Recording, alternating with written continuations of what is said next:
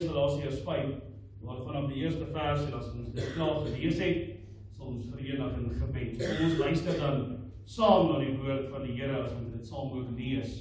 Ons lees daar vanaf die eerste vers. Staan dan vas in die vryheid waarmee Christus ons vrygemaak het, en laat julle nie weer onder die juk van diensbaarheid bring. Kyk, ek, Paulus, sê vir julle dat as julle heeldag besny, Christus vir julle tot geen lid sal wees nie. Ek betuig dit weer aan elke mens wat hom laat besny, dat hy onder verpligting is om die hele wet te onderhou. Julle wat geregverdig wil wees deur die wet, is losgemaak van Christus. Julle het van die genade verval, want ons verwag deur die Gees uit die geloof die geregtigheid waarop ons hoop. Want in Christus Jesus het nog die besnydenis, nog die onbestedenheid enige krag, maar die geloof wat deur die liefde werk. Julle het goed geloof. Nie het julle verhinder om die waarheid gehoorsaam te wees. Hierdie oortuiging kom nie van hom wat julle roep nie. 'n Bietjie suurdeeg maak die hele deeg suur. Vertrou van julle in die Here, dat julle nie anders sal dink nie, maar die een wat julle in die war bring, sal die oordeel dra, wie dit ook mag wees. Maar ek, broeders, as ek nog die besnydenis verkondig, waarom word ek nog vervolg? Dan is die struikelblok van die kruis vernietig. Ag, as die wat julle opstandig maak, hulle self tog maar ook wou vermin. Julle is tot vryheid geroep, broeders. Gebruik net nie julle vryheid as 'n aanleiding vir die vlees nie, maar dien mekaar deur die liefde. Die hele wet word vervul in een woord, naamlik, jy moet jou naaste lief hê soos jouself. Maar as julle mekaar byt en opeet, pas op dat julle nie die een deur die ander verteer word. Tot sover die skriflesing en die woord van die Here. Ons fokus teks op dan vers 1, staan dan vas in die vryheid waarmee Christus ons vrygemaak het. Laat julle nie weer onder die juk van diensbaarheid te bring nie. Salig is elkeen wat die woord van God vanoggend gehoor het, en glo dat dit sy stem is wat tot elkeen van ons gespreek het. En mag ons ook glo die woorde wat die Here tot ons spreek, en ons harte sal groei deur die inwerking van die Gees. Kom ons nader tot God saam in gebed, kom ons bid saam.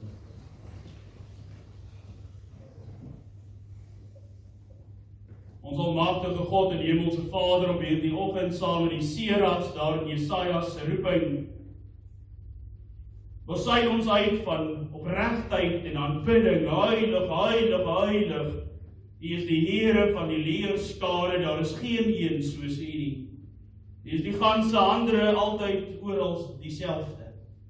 En wat 'n wonderlike voorreg is dit nie vir ons om ook op hierdie oggend te kan stil raak as medebroers en susters in die geloof, gebind deur die bloed van Jesus Christus, om ook U te kan aanroep, nie te mag gaan kyk nie. Ons weet, Here, dat wanneer ons na onsself kyk, ons woorde en ons dade en ons gedagte en dit wat in ons harte heers, is ons nie eers werd om kind van God genoem te word nie. Is ons nie eers veronderstel om U naam te mag uitroep nie. Die genade is onbeskryflik groot, ons sien dit reg deur die openbaring van die skrif wat handel oor een verlossingsplan van U kinders. Dis juist daardie soenverdienste, daardie verlossing wat ons in staat stel om weer in 'n verhouding met U, o God, te leef. Daar is so baie dinge in hierdie samelewing wat ons beleef en ervaar as invloede en versoekinge wat ons aandag en ons fokus van U af wil wegneem. Daar is so baie dinge in hierdie samelewing wat dit maak dat ons nie 'n behoefte het om op U weg te wandel. En spite daarvan kom sê U vanoggend, ek het jou lief omdat jy my naam ken. Mag ons juist daarom ook beleef hoe ons gevoed word deur die woord vanoggend, daardie selfde woord wat die voedsel vir die Gees was. Selfs gelowiges wat vervolg is, op brandstapels gestaan het en uitgeroep het, my God, my God. Mag dit ook van ons gesê word. Ons is 'n gemeente en as broers en susters in die geloof. Ons Ons weet, Here, ons verdien niks nie. Alles is maar net genade en die genade is genoeg. Die liefde vir ons is onvoorwaardelik en die heerskappy en majesteit het geen grens nie. En daarom weet ons, Here, dat U in beheer is en in beheer sal bly en dat daardie plan, die raadsplan wat U vir ons neergepen het, dat dit sal volvoer word. Eers hierdie geleentheid waar ons met stil raak rondom die woord. Baie dankie dat die Bybel op die kansel geopen word en dat ons daaruit kan lees, dat U daardeur tot ons spreek. Bid, Here, dat hierdie woorde wat ons ook gehoor het vanoggend, dat dit vir ons verstaanbaar sal wees en dat ons ook dit sal kan toepas in ons eie lewens. Help ons, Here, om in die vryheid te lewe wat daar in Christus Jesus alleen te vind is. 'n Vryheid wat nie in hierdie wêreld te vind is nie, 'n vryheid wat ons nie in onsself sal vind nie. 'n Vryheid wat slegs te vind is in Jesus, ons verlosser en saligmaker. Ons bid vir 'n rustigheid en 'n kalmte ook hier in ons gemeente vanoggend, dat daar vormlike harte sal wees en geopende ore 'n behoefte om te hoor wat U sê. Ons dank U, Here, dat ons kerk van Christus mag wees en hou U onsself in stand, soos net U kan. Waak U oor die eie eer, want ons weet, elke woord van die mens skiet ver te kort aan dit wat U verdien. En mag U dan daarom ook self optree vanoggend. In Jesus naam bid ons deur die werking van die Heilige Gees. Amen.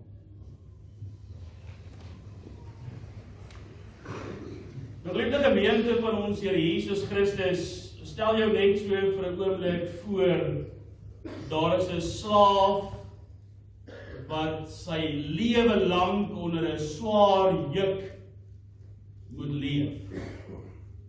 Ontneem van enige vryheid. Die las wat hy dra, maak sy skouers en sy binneste seer. Kettinge hou hom vas, beperk sy beweging en daarmee saam ook sy verhoudings. Hy leef hierdie slaaf sonder enige rus vir sy siel, hy leef sonder enige hoop, en hy leef ook sonder enige toekoms. 'n Swaar, donker prentjie wat geskets word vanuit hierdie slaafse omstandighede en sy lewe. Dan gebeur daar iets wonderliks, iets ongeloofliks.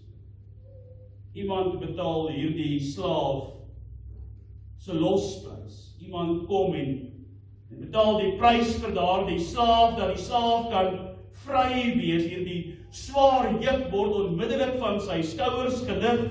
Die kettinge word om sy arms losgemaak en hy kan regop staan. Hy kan vry wees. Hy kan die vryheid beleef. Hy kan die lewe trotseer en die lewe geniet. Maar 'n rukkie later draai hierdie einste slaaf, wat pas die voorreg van vryheid geniet, om en hy stap terug. Hy stap terug na die plek toe, waar sy kettinge wat hom geboei het, lê. Hy tel dit self op, en hy sit dit self weer om sy arms. Hy tel self hierdie swaar juk van las en pyn op, en hy plaas dit self om sy skouers. As ons dit sou sien voor ons gebeur, sou ons sekerlik die vraag gevra het, is jy mal? Waarmee is jy besig? Wat op aarde doen jy? Waarom sal jy nou so iets doen? Waarom sou iemand wat vrygemaak is, vryheid beleef, 'n behoefte hê om weer 'n slaaf gemaak te word of in slawerny te lewe? Dis presies die vraag waarmee Paulus die gemeente van Galasië konfronteer. Dis presies hierdie vraag wat hy aan die gemeente in ons geleesde gedeelte stel. En dit is ook die vraag waarmee die Here jou en my vanoggend ook konfronteer. Ook ek en jy staan vanoggend by 'n kruispunt. Ook ek en jy gaan saam met Paulus in die gemeente van Galasië op hierdie avontuur van geloof stap en loop. As ons dit sou sien dan, wat Paulus hier vir ons sê, dan kan ons sekerlik ook hierdie vraag stel, waarvandaan ons inleiding kom, waarom sou jy jou vryheid in Christus verruil of prysgee vir slawerny. Nou om Paulus se woorde reg te verstaan hoekom hy dit sê en hoekom hy besig is om aan hierdie gemeente te skryf, moet ons eers die konteks verstaan wat daar in Galasië gebeur het. Paulus het na hierdie gemeente toe gekom en hy het die evangelie aan hulle verkondig. 'n Klomp heidene wat nog nie die voorreg gehad het om van die Here te hoor of die Here te ken nie. En hier kom Paulus en hy kom vertel vir hulle die blye boodskap aangaande die Here Jesus Christus, ja ook hulle verlosser en saligmaker.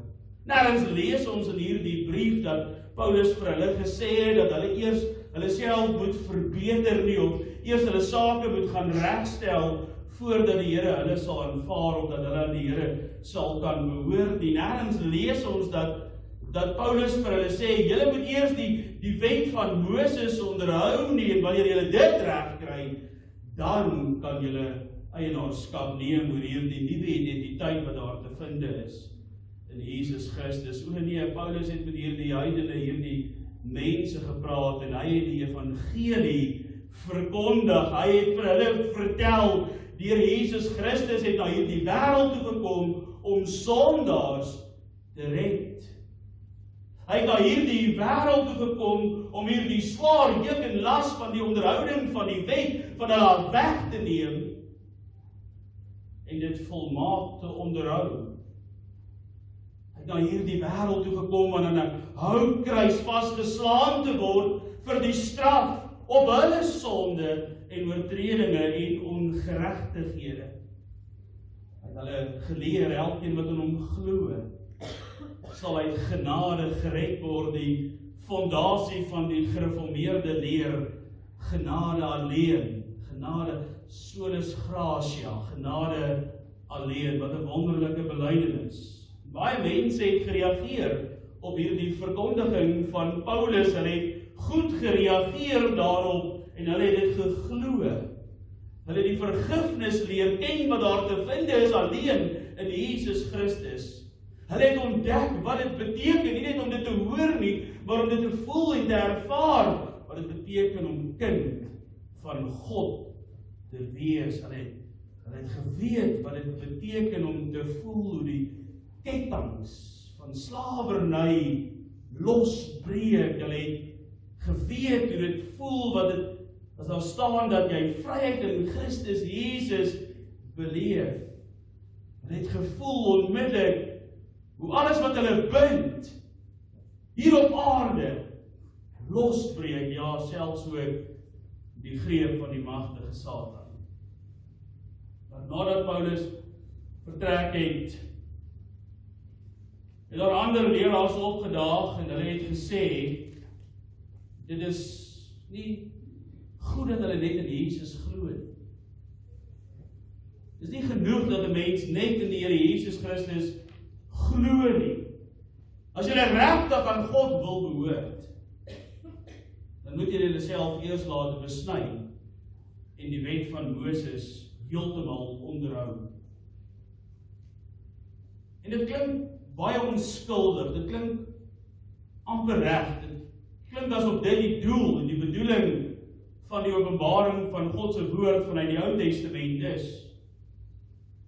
Die gemeente en broeders en susters het nie Christus Jesus verwerp nie, hulle het nie in opstand teen hom gekom nie, hulle het nie teen hom begin rebelleer nie. Hulle het bloot net ietsie begin byvoeg tot hierdie evangelie wat Paulus aan hulle verkondig het. Maar juis daarin lê die groot gevaar. Want as Christus Jesus nie genoeg is nie, dan sal niemand, nie eers ek of jy, ooit beleef hoe dit voel om werklik gered te word nie. Ons sal nooit seker wees van ons eie redding nie, as Jesus nie genoeg is nie. As ek nog iets moet bydra, dan sal ek altyd wonder of ek genoeg gedoen het en of ek gereed genoeg is. En wanneer 'n mens so begin redeneer en so op die geloofspad loop, dan val nie die kettinge van die wêreld af nie, maar jy word ontneem van vreugde en blydskap en 'n rustigheid en 'n vrede wat alle verstand te bowe gaan, wat ons harte en ons sinne bewaar in Christus Jesus. Dan begin hierdie geloof eintlik vir ons 'n groot en swaar las word. En daarom kom Paulus en hy reageer baie sterk in hierdie gedeelte as hy vir hulle sê, staan vas in die vryheid waarmee Christus julle vrygemaak het. Christus het alles reeds gedoen wat ons nodig het om gered te word. Hy het alles reeds gedoen wat ons nodig het om die ewige lewe te betree en voor die troon van die Vader te staan en nie onder die hand van oordeel te wees nie. Hy het ons vrygemaak van die wet se veroordeling. Ja, die wet wys ons sonde uit en ons lees die wet en ons gebruik die wet en ons moet die wet gehoorsaam, maar die wet kan jou nie red nie. Christus het in ons plek volmaak gehoorsaam geleef en die straf gedra wat, eintlik jouself ook toe, wat ek en jy verdien. Selfs vandag nog, op hierdie oomblik.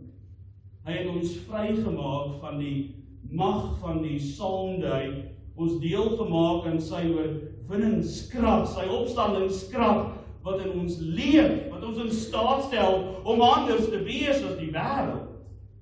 Anders te klink as die wêreld en anders te doen as wat die wêreld doen. Ons is nie meer gevangenes van die ou lewe wat Paulus daar in Efesiërs 2 noem nie. Die ou lewe wat bestem is vir die hel nie. O nee, ons betree die nuwe mens en die nuwe lewe in Christus Jesus en dan ontvang ons die Heilige Gees wat ons verander en bemagtig om as kinders van God te leef.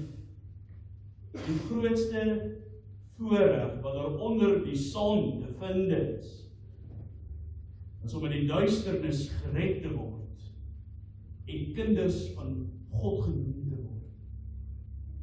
Daar is nie 'n beter of 'n mooier of sterker identiteit wat ek en jy kan besit in hierdie tydelike lewe as kind van God nie. Die Here het ons vrygemaak om hom te dien. Nou Christelike vryheid beteken nie dat ons nou maar kan doen wat ons wil, of sê wat ons wil nie, of maak wat ons wil nie. Dit beteken dat ons uiteindelik vry is om te leef soos wat God dit nog altyd bedoel het. Soos ons saam gelees het in Markus 12, om die Here jou God lief te hê met jou hele hart, jou hele siel, jou hele verstand en al jou kragte. Ons is nou in staat gestel om dit te kan doen. Maar ons gaan onsself moet onttrek van hierdie wêreld. En die wêreldse dinge, Jakobus 4 vers 4 sê dit vir ons so mooi, julle is egbreekers en egbreeksters, want julle is vriende van die wêreld, en as julle vriende van die wêreld is, dan is julle vyande van God. Wanneer ons die Here ons God lief het, natuurlik met ons hele hart, siel, krag en verstand,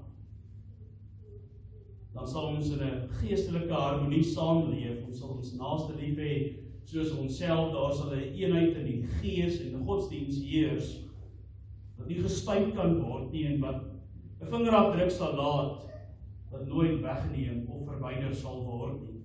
Maar die hartseer realiteit, geliefdes, as ons met onsself eerlik is ook, ek en jy gee hierdie vryheid in Christus so maklik prys. Dit is die hartseer realiteit van Galasiërs 5.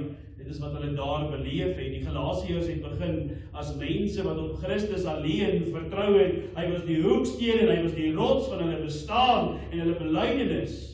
Hulle het geweet en hulle was daarvan oortuig dat hulle geloof nie afgehang het en hulle redding nie daarvan afgehang het van eie prestasies nie. Maar dit het berus op die genade van God alleen. Tog lees ons vanuit hierdie bestaan van hierdie gemeente dat hulle stap vir stap, tree vir tree, hasenteeg vir hasenteeg en hoogknip vir hoogknip nie wegbeweeg het van die Here nie, maar terugbeweeg het na slawerny, terugbeweeg het na die dinge wat hulle bind hier op aarde. Hulle het self begin glo dat Christus nie genoeg is nie. Hulle moes ook iets byvoeg, sonder dat hulle dit besef het. Het hulle weer hierdie sware juk op hulle eie skouers opgetel. Dit is nie net hulle versoeking. As ons met onsself eerlik is, kan ons nie anders nie as om ook vanoggend vir mekaar te sê, dit is jou en my versoeking ook. Nou die eerste manier wat ons leer vanuit hierdie gedeelte waarop ons vryheid prys gee, is deur selfregverdiging. Hoe maklik dink ons nie by onsself, ek moet net meer kerk toe gaan, ek moet net meer Bybel lees, ek moet net meer bid, ek moet net minder sondig, dan sal ek goed genoeg wees vir God, dan sal hy my aanvaar as sy kind. Natuurlik wil die Here hê dat ons moet kerk toe gaan, en natuurlik wil die Here hê dat ons moet Bybel lees en bid en 'n heilige lewe leef. Maar dit, geliefdes, is die vrug van ons redding. Dis die vrug van God se genade. Dit is nie die gronde daarvan nie. God het ons nie lief omdat ons goed genoeg leef nie, of goed genoeg is nie, of genoeg het nie. Nee. Ons leef gehoorsaam omdat ons die Gees het in Christus Jesus. Ons lief het. Wanneer 'n mens dit omdraai, dan verloor ons die hart van die evangelie, ons verloor hierdie genadeverbond, hierdie kosbare teologie wat vir ons hoop gee. En wanneer ons dit omdraai, dat ons eers goed genoeg moet wees, dan begin 'n mens op ons self te vertrou. Daar die menseverheerliking wat die groot sonde ook in die Bybel is. Ons vrede hang dan af van hoe goed ons dink ons is, of hoe goed ons dink ons doen, of hoe goed ons gevaar het. Op 'n goeie dag, wanneer ek by die kerk was, Bybel gelees het, gebid het, dan voel ek naby aan die Here. Maar op 'n sleg dag, op 'n dinge verkeerd loop, of 'n teëspoed beleef, of verlies, dan voel ek ver weg van die Here af. Slegte dae wonder ons of die Here ons lief het. En dan leef mense nie meer uit genade nie, maar uit prestasie, en prestasie maak altyd slaag. Dis die werklikheid, dit is die waarheid en ook die realiteit. 'n tweede manier waarop ons vryheid prys gee, en dit is deur sonde. Paulus waarsku die gemeente dat hulle nie hulle vryheid verkeerd moet gebruik nie. Christelike vryheid is nooit 'n verskoning om te doen wat jy wil nie. En ons moet dit mooi verstaan, want dit is die gronde van Bybelse uitleg. Die hele skrif van 66 boeke is God se openbaring. Daarin vind ons die pad van geregtigheid, die voetspore van ware geloof, en wat ons is, en wat ons moet doen, en hoe ons moet lewe, en hoe ons lewe moet lyk. Christelike vryheid beteken nie, jy kan jou eie sondes regverdig nie. Sonde kom en dit beloof altyd vryheid, dit beloof pret, en dit beloof plesier. Maar dit gee nooit wat dit beloof nie. Dit gee vir 'n kind van die Here 'n skuldgevoel en 'n swaar las, en dit bind jou met die kettinge van die seer en afstand van God. Sonde sê, doen net hierdie een ding. Die Here sal verstaan. Die sonde sê vir ons, God is nie so erg nie. Hy is mos 'n God van liefde, liefde en liefde. Maar later ontdek ons dat sonde ons vashou.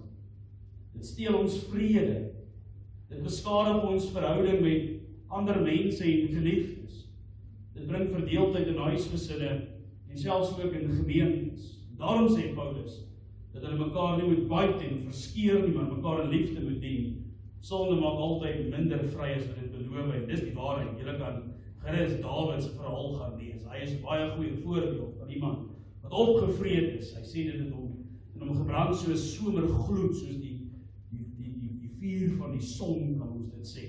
En die derde manier waarop ons vryheid prys gee, is deur die verkeerde leer. Paulus gebruik die beeld van suurdeeg. Hy sê net 'n klein bietjie suurdeeg werk deur die hele deeg en verander die hele deeg. En so kan net 'n klein afwyking van die evangelie uiteindelik die hele evangelie verander. En dis hoekom dit belangrik is om jou Bybel te ken, waar daar staan. Want om amper reg te wees, is heeltemal verkeerd. Maar ons leef in 'n wêreld wat vir ons sê, amper reg is veilig. Solank jy net dit en dat. Terwyl amper reg heeltemal verkeerd is. Dit is hoe ons moet leef. Dit gebeur wanneer mense sê, Christus is belangrik. Ek weet dit, maar die Bybel, die woord van God, is belangrik, maar die 10 gebooie van die Here, daardie wet, is belangrik, maar om kerk toe te gaan, is belangrik, maar daardie maar is baie gevaarlik, lewensgevaarlik. Maar daar is ook 'n ander maar, wat net so gevaarlik is. Maar jy moet eers goed genoeg wees. Jy moet eers voldoen aan hierdie stel reëls, of jy moet eers iets bydra. Die evangelie kom leer ons iets heeltemal anders. Dit is iets wat ons moet glo, en daarvolgens lewe. En dit is dat Christus Jesus is genoeg. Punt. Hy is genoeg. Hy is heeltemal genoeg. Hy is al wat jy nodig het. Dit is die beginsel wat hierdie gedeelte vir ons leer. Die oomblik wanneer ons iets by Christus voeg of wegvat, dan verruil ons die vryheid van die evangelie vir slawerny. Hoekom daar vir ons ook gesê word, soos ons in die begin sal sê, is jy mal? Hoekom wil jy terugbeweeg na die kettinge van slawerny as jy reeds vry is in Jesus Christus? En daarom waarsku Paulus die gemeente met soveel erns. Hy weet wat op die spel is. Dit gaan nie oor 'n klein verskil van mening nie. Dit gaan oor die hart van die evangelie, die waarheid. Nadat Paulus die gevaar uitgewys het, wys hy ook die pad vorentoe. Hy sê dit so mooi, staan vas. Hy sê nie, werk harder nie. Hy sê nie, gaan verdien jou redding nie. Hy sê, bly staan, waar Christus Jesus jou geplaas het. Bly staan in wie die Here Jesus Christus jou gemaak het. Bly staan in die waarheid, bly staan in geloof. En wanneer ons staande bly in die geloof, sal ons elke liewe dag rus in die vryheid wat daar in Christus te vind is. Onthou net dat jou aanvaarding by God nie op jou prestasie rus nie, maar op Christus se volmaakte gehoorsaamheid. Die opdrag is eenvoudig, veg teen die sonde, nie om God se kind te word nie, maar omdat jy sy kind is. Gaan kerk toe nie om eendag in die hemel te kom nie, maar gaan kerk toe omdat jy weet, jy gaan die hemel, eenvoudig soos dit. Dis die beginsel van waarheid, die beginsel van wysheid, waar God, die vrees van God vandaan kom. Gaan leef in Christus se vryheid, om ander en ook die kerk te dien, en dan wil ek afsluit. Dink net weer vir 'n oomblik aan daardie donker beeld van die slaaf in die begin, wat ons verstand te bowe gaan. Hoekom sal ons nou so iets doen? Ons sal nooit verstaan hoekom hy self daardie kettinge gaan optrek. Maar as ons eerlik is, doen ons presies dieselfde. En ons doen dit daagliks. Ons het dit selfs al gedoen terwyl ons al hier in die kerk sit vanoggend. Ons kyk na hierdie slaaf en ons wonder, jy is mal. Wees eerlik met jouself. Kyk in die spieël van die woord van die Here en sy standaard vir jou lewe. En die weergawe wat hy geskryf het. En gaan kyk of jy nie dalk besig is om dieselfde te doen. Jy is vry. Jy is losgekoop deur iemand met hoofletter. Here Jesus Christus. Maar keer op keer is ons die slawe wat vrygekoop is, wat terugloop om die kettinge en die juk van die wêreld en die sonde op te tel. Elke keer wanneer ons dink dat ons onsself moet red deur om iets te doen, tel ons die juk op. Elke keer wanneer ons dink Christus is nie genoeg nie of hy kan nie, dan tel ons die ou kettinge op. Elke keer wanneer ons terugkeer na die sonde, kies ons weer slawerny. Maar dit is nie meer wie ons is nie, want die Bybel leer ons was slawe, en Christus het nou jou losprys betaal. Hy het die kettinge gebreek, hy het die juk van ons skouers afgehaal, en hy het ons vrygemaak. Daarom hoef ons nooit weer terug te gaan. Wanneer die kettinge jou weer lok, ja, en daar die kettinge van ons lewens, die ken ons Ons kan dit by name doen ook vanoggend in die kerk. Wanneer daardie kettinge jou terugloop na slawerny, kyk na die kruis van Jesus Christus, hoe sy bloeddruppels oor jou lewe drup.